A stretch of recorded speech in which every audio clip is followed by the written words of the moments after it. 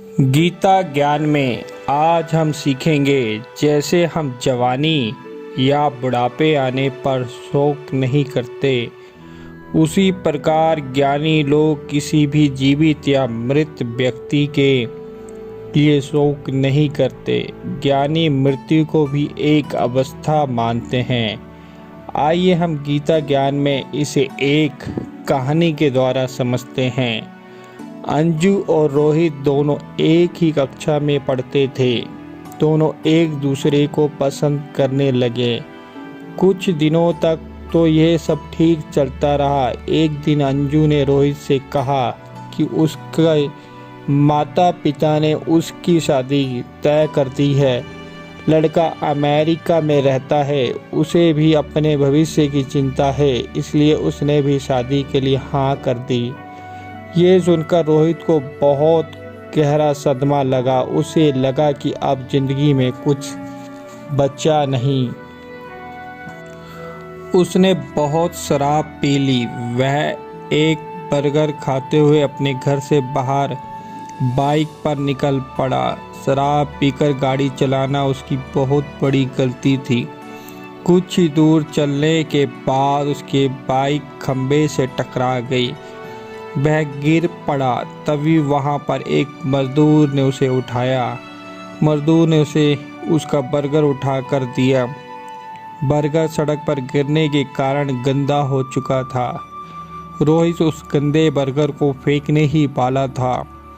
तभी मजदूर ने कहा कि वह बर्गर उसे खाने को दे दे, क्योंकि वह 3 दिनों से भूखा है और उसके पास खाने के लिए कुछ भी नहीं था। रोहित ने कहा कि तुमने मुझे जीवन दान दिया है, चलो आज मैं तुम्हें खाना खिलाता हूँ। दोनों एक ढाबे में खाना खाने गए। रोहित ने उससे पूछा कि उसके घर में और कौन कौन है। तब उसने बताया कि उसकी बीवी की मृत्यु हो गई है। वह दिहाड़ी करता है, परंतु उसे आज कोई काम नहीं मिला। उसके पहले उसके पास कुछ खेत थे, पर उसकी बीवी के इलाज में वह खेत बिक गए। अब तो वह मजदूरी करता है। रोहित ने उससे पूछा, तुमने अपनी पत्नी की मृत्यु के बाद उसके दुख को कैसे सहा?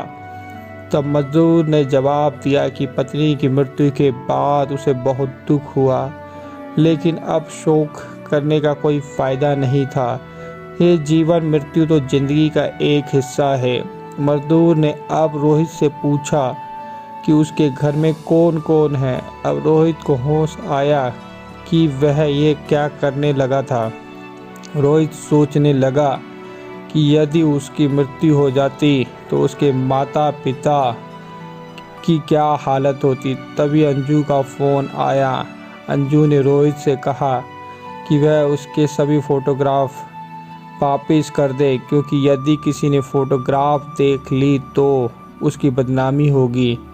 रोहित घर आया। रोहित की जितनी भी लड़कियां दोस्त थी, रोहित ने उन सब के फ़ोटोग्राफ इकट्ठे की और अंजू को उसके हॉस्पिटल के पते पर भेज दी और साथ में ये पत्र लिखा कि मुझे नहीं पता कि तुम कौन सी अंजू हो, इनमें से अपनी फ़ोटोग्राफ ढूंढ लो। मैंने काफ़ी सोचा कि तुम कौन सी अंजू हो, परंतु मुझे याद नहीं आया, इसलिए मेरे पास जितनी भी फ़ोटोग्राफ थी मैंने सब निकाल कर तुम्हें भेज दी है।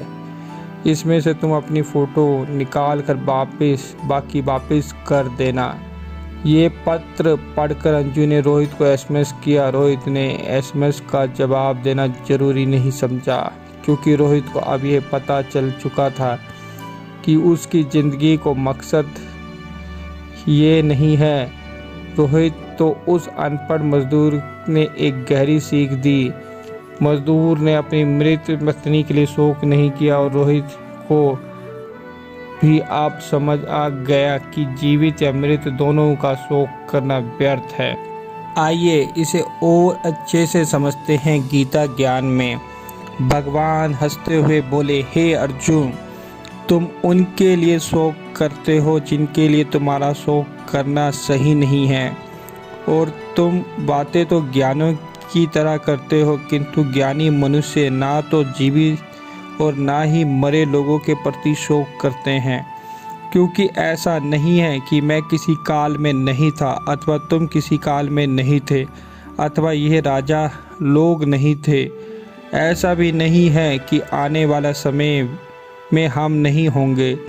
जैसे जीवात्मा के इस शरीर में बचपन, जवानी, वृद्ध अवस्था होती है, ठीक वैसे ही आत्मा अन्य शरीर को प्राप्त करती है। इसी प्रकार इस विषय के प्रति धैर्यवान व्यक्ति मोहित नहीं होता है।